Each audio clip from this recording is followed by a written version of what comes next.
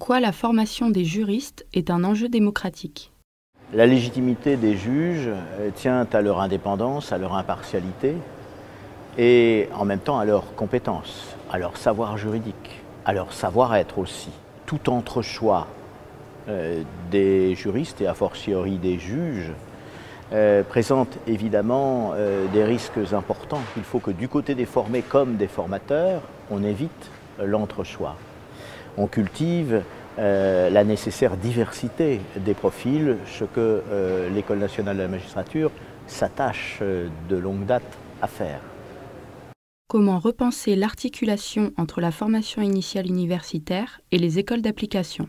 La table ronde de ce matin a mis en évidence un fossé trop profond entre la formation initiale universitaire et les écoles d'application. Il faut s'attacher absolument à combler ce fossé.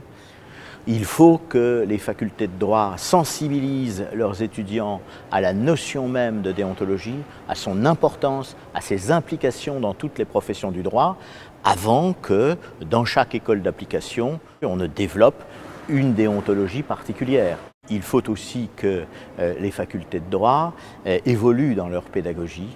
Il faut qu'elles préparent les étudiants à toutes les formes d'expression écrites et orales qui sont nécessaires dans une pratique professionnelle, y compris les nouvelles, y compris le media training.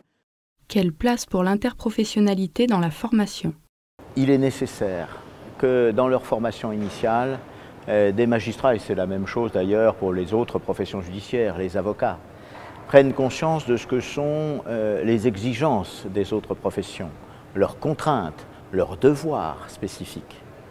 Si elles les ignorent, chacune des professions risque de cultiver ses corporatismes avec des représentations faussées de l'autre profession. Il faut évidemment à partir de là que les professions s'attachent à un dialogue concret.